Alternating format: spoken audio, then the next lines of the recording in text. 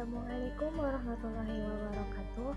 Nama saya Nurfadli Maulidia dari kelas PAIP semester 6 UIN Sultan Maulana Hasanuddin Banten. Di sini saya akan memaparkan materi mengenai hakikat telaah kurikulum. Pertama, ada pengertian telaah kurikulum.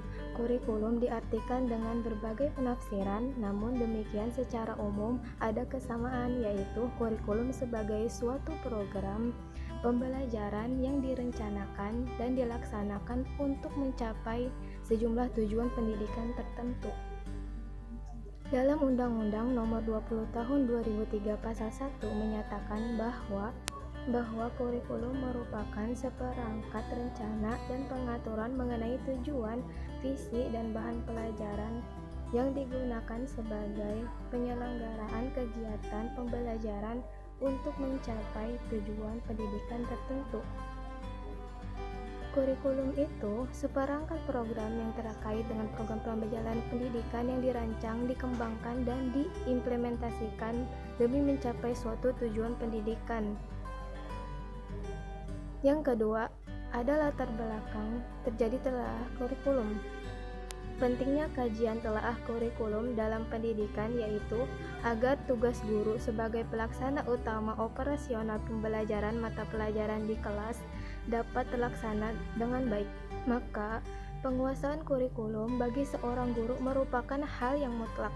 Selain itu, seorang guru hendaklah mengkaji atau menelaah kurikulum mata pelajaran apa yang menjadi tanggung jawabnya.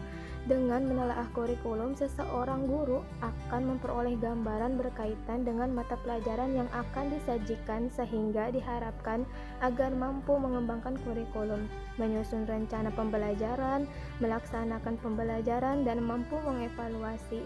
Pada akhirnya, tujuan atau kompetensi yang digariskan akan tercapai sesuai dengan harapan.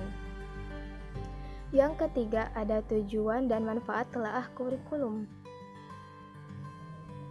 Panduan pengembangan kurikulum disusun antara lain agar dapat memberi kesempatan peserta didik untuk belajar, untuk beriman dan bertakwa kepada Tuhan Yang Maha Esa, belajar untuk memahami dan menghayati, belajar untuk mampu melaksanakan, berbuat secara efektif, dan belajar untuk hidup bersama dan berguna untuk orang lain, dan belajar untuk membangun dan mengajar untuk menemukan jati diri. Nah, manfaat kurikulum itu ada 3. Ada manfaat bagi guru, manfaat bagi sekolah, dan manfaat bagi masyarakat. Manfaat bagi guru yaitu dapat menjadi pedoman untuk merancang, melaksanakan, dan mengevaluasi hasil kegiatan pembelajaran, dan dapat memberikan pemahaman kepada pengajar atau guru dalam menjalankan tugasnya, dan dapat mendorong untuk lebih kreatif dalam penyelenggaraan proses pendidikan, dapat membantu menunjang pengajaran supaya lebih baik. Lalu ada manfaat bagi sekolah, dapat mendorong sekolah untuk menyukseskan penyelenggaraan pendidikan KTSP ataupun K13, dapat memberikan peluang bagi sekolah plus untuk mengembangkan kurikulum yang sesuai dengan kebutuhan dan sebagai alat untuk mencapai tujuan program pendidikan. Yang terakhir ada manfaat bagi masyarakat, yaitu dapat menjadi acuan standar bagi orang tua untuk ikut serta dalam membimbing anaknya dalam belajar, dan dengan kurikulum masyarakat dapat ikut berpartisipasi dalam rangka mengembangkan program pendidikan melalui kritik dan saran yang membangun dan menyempurnakan program pendidikan. Yang kelima, ada hakikat pemetaan kompetensi. Pemetaan kompetensi ini adalah kegiatan pemetaan yang dilakukan untuk memperoleh gambaran secara menyeluruh dan utuh dari semua standar kompetensi dan kompetensi dasar dari berbagai mata pelajaran yang dipadukan. Yang keenam, ada tujuan manfaat pemetaan kompetensi, yaitu menentukan tingkat berpikir kompetensi dasar, menetapkan ranah proses berpikir yang terdapat dalam standar kompetensi, yaitu isinya C1, C2, C3, C4, C5, dan C6. Yang terakhir, untuk mengukur ranah psikomotorik. Nah, manfaatnya adalah dengan pemetaan ini adanya kompetensi pembelajaran termasuk memberikan evaluasi tidak menjadi salah kaprah, sehingga kegiatan pembelajaran dapat berhasil dengan optimal.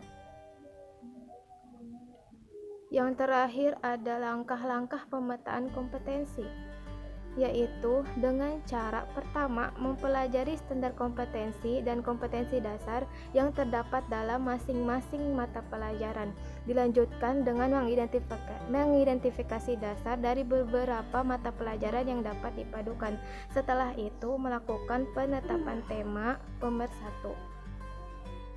Nah, ada cara kedua, yaitu menetapkan terlebih dahulu tema-tema pengikat keterpaduan, dilanjutkan dengan mengidentifikasi kompetensi dasar dari beberapa mata pelajaran yang cocok. Dari kedua cara pemetaan yang dilakukan, terdapat kegiatan yang harus dilakukan, yaitu menentukan tema sebagai alat atau pemersatu standar kompetensi dari setiap mata pelajaran yang dipadukan. Dalam penentuan tema dapat ditentukan sendiri oleh guru atau bersama siswa. Dengan demikian, untuk menetapkan tema perlu memerhatikan beberapa prinsip, yaitu memperhatikan lingkungan terdekat dengan siswa, memulai dari yang termudah menuju yang sulit, dari yang sederhana menuju yang ke kompleks, dari yang konkret menuju yang ke abstrak. Tema yang dipilih harus mementingkan terjadinya proses berpikir pada siswa, dan yang terakhir, ruang lingkup tema disesuaikan dengan usia, perkembangan siswa, termasuk minat, kebutuhan, dan kemampuannya. Hanya itu yang dapat saya sampaikan. Demikian dan terima kasih. Wassalamualaikum warahmatullahi wabarakatuh.